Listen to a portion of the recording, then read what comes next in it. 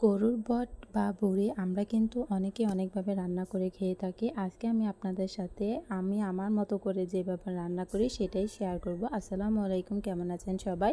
রান্নার জন্য প্রথমে আমি এখানে বট নিয়েছি, তারপরে এখানে রান্নার জন্য চুলায় আমি একটি কড়াই দিয়ে বসিয়ে দিলাম। তারপরে এখানে আমি রেগুলার রান্নার যে তেলটা ইউজ করি সেটাই আমি এইখানে পরিমাণ মতো দিয়ে দিলাম। পরিমাণ মতো তেল দেওয়ার পর আমি এইখানে বাটা মশলাগুলো দিব। তার জন্য প্রথমে আমি এখানে পেঁয়াজ, রসুন, আদা, জিরা এগুলো নিয়েছি বাটা। তারপর এই বাটা মশলাগুলো আমি তেলে দিয়ে দিলাম। তারপর একে একে গুঁড়া মশলাগুলো দিয়ে দিব। প্রথমে আমি মরিচের গুঁড়া দিয়েছি।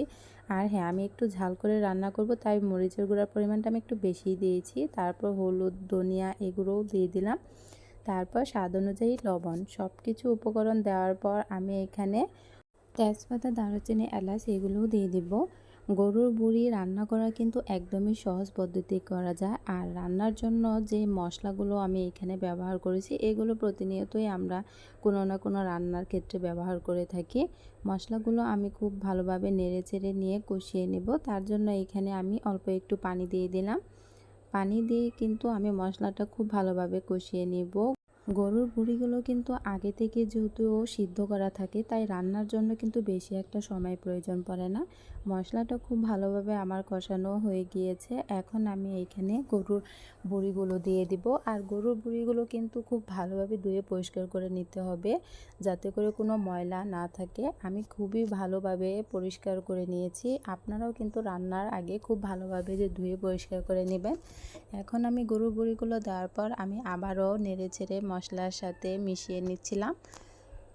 এখন অল্প একটু পানি দিয়ে আমি ভালোভাবে কষিয়ে নেব।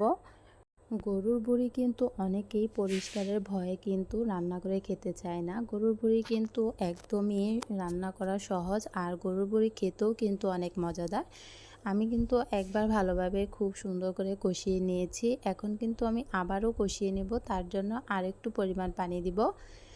গরুর ভুঁড়ি রান্না করার সময় যদি ঠিকঠাক মশলা ব্যবহার করা হয় তাহলে কিন্তু সেই গরুর ভুঁড়িটা খেতে কিন্তু আরও বেশি মজাদার হয়।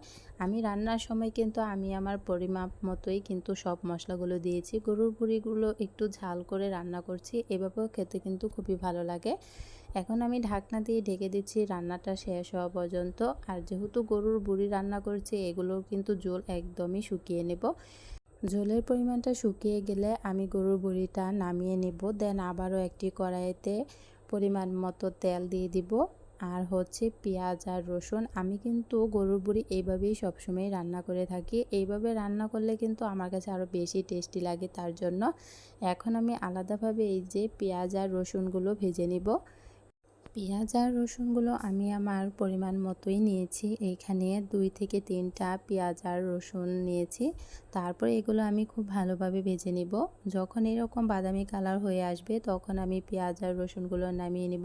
গরুর বট রান্নার সময় কিন্তু প্রথমেও কিন্তু এইভাবে পেঁয়াজ আর রসুনগুলো ভেজে তারপর রান্না করা যায়, কিন্তু আমার কাছে এইভাবেই সবথেকে বেটার মনে হয়। পেঁয়াজ আর রসুনগুলো খুব ভালোভাবে ভাজা হয়ে গেলে দেন আবারও আমি গরুর ভুঁড়িটা রান্নার জন্য চুলায় বসিয়ে দিব। তারপর গরুর ভুঁড়ির উপর এইভাবে পেঁয়াজ আর রসুনগুলো দিয়ে দিব। পেঁয়াজ আর রসুনগুলো দিয়ে পরে আবারও খুব ভালোভাবে নেড়ে চেড়ে নিব। পেঁয়াজ আর রসুনগুলো দেওয়ার পর আমি গরুর ভুঁড়ির সাথে এগুলো খুব ভালোভাবে মিশিয়ে নিব। গরুর ভুঁড়ির সাথে এইভাবে মিশিয়ে নেওয়ার পর আমি ঝোলের পরিমাণটা আবারও একটু শুকিয়ে নিব, একদম ভাজা টাইপের করে নিব। গরুর ভুঁড়ি যারা এভাবে এখনও রান্না করে খেয়ে দেখেন নাই, তারা কিন্তু এভাবে বাসায় একবার হলেও ট্রাই করে দেখতে পারেন। আর এরকম করে রান্না করে খেলে কিন্তু বারবারই গরুর ভুঁড়ি খেতে মন চাইবে। রান্নাটা আমার প্রায় হয়ে এসেছে। এখন আমি চুলাটা অফ করে দিয়ে নামিয়ে নিব। এই তো গরুর ভুঁড়িটা আমার রান্না একদমই শেষ হয়ে গিয়েছে। আপনারা কিন্তু চাইলে এইভাবে গরুর ভুঁড়িটা সবথেকে কম সময়ে আর সহজ পদ্ধতিতে গরুর ভুঁড়ি বোনা করতে পারেন। যদি ভিডিওটি ভালো লেগে থাকে অবশ্যই লাইক, কমেন্ট, শেয়ার করে জানাবেন। আর আমার চ্যানেলে এরকম ভিডিও পেতে আমার চ্যানেলটি সাবস্ক্রাইব করে আমার পাশে থাকবেন। আল্লাহ হাফেজ।